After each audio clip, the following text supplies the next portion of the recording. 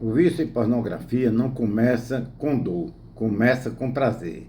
Começa com um clique silencioso em uma madrugada qualquer.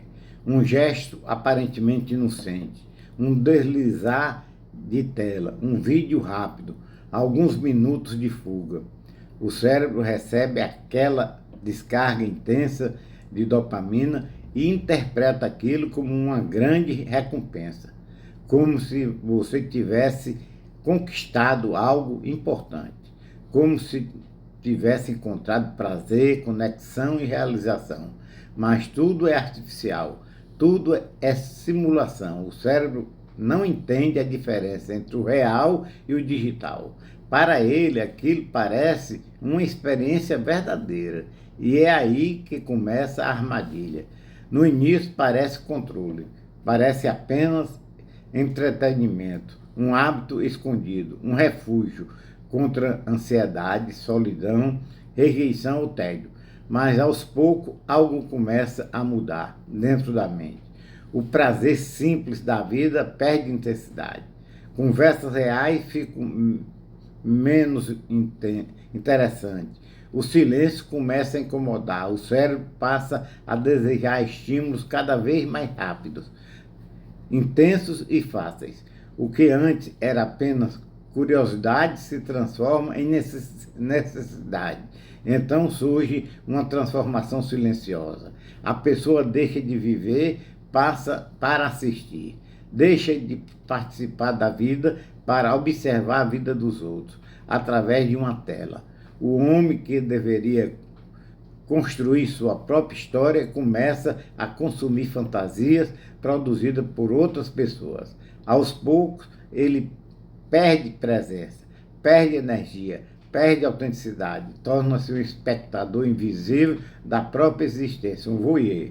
A tela vira uma prisão de vidro. Você consegue ver o mundo lá fora, mas não consegue tocá-lo. Você vê relacionamentos, intimidade, felicidade, corpos, prazer, mas tudo está distante, artificial, intocável. E enquanto isso, a vida real começa lentamente a perder cor, porque a vida real exige esforço. Pessoas reais possuem defeitos, emoções, rejeições e limites. Já a pornografia oferece uma ilusão infinita de novidades sem exigir nada em troca, além da sua atenção e da sua alma. O problema é que todo prazer artificial cobra um preço real. E esse preço aparece principalmente no silêncio depois do consumo, quando a tela se apaga, quando o quarto fica escuro, quando sobra apenas o reflexo do próprio rosto cansado, diante do monitor preto. É nesse momento que muitos sentem vergonha, vazio e angústia, uma sensação difícil de explicar, como se algo dentro de si estivesse morrendo lentamente. Cada recaída se transforma numa promessa quebrada consigo mesmo.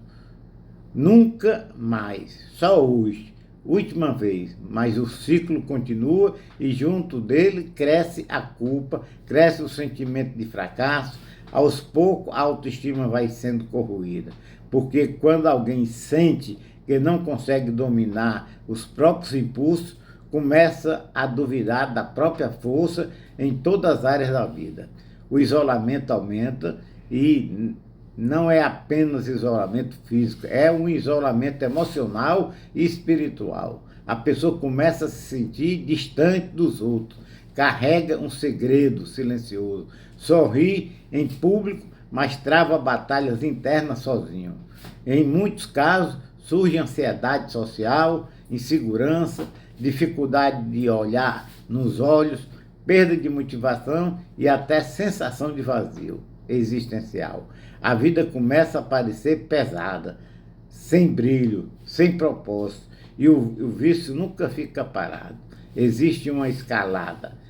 O cérebro se acostuma rapidamente aos estímulos. O que antes causava excitação deixa de funcionar da mesma forma. Então surge a necessidade de mais tempo, mais intensidade, mais novidade. É a tolerância do vício. uma busca incessante por algo que já não satisfaz como antes. O prazer diminui, mas a compulsão aumenta. E isso gera uma escravidão silenciosa. Horas da vida começam a ser desperdiçadas diante de uma tela. Energia mental, foco, disposição e até sonhos vão sendo drenados lentamente. Muitos percebem que estão presos, mas já não conseguem sair com facilidade. Como alguém dentro de uma cela cuja porta está aberta, mas as pernas perderam a força de caminhar. Mas existe algo importante que precisa ser dito. O cérebro pode se recuperar. A mente humana possui capacidade de regeneração. E talvez a parte mais poderosa dessa jornada seja entender que você não é seu vício. Você não é seus impulsos. Você não é seus erros. Existe uma diferença entre cair e desistir de levantar. O caminho de volta não é mágico e nem rápido. Existe dor no processo.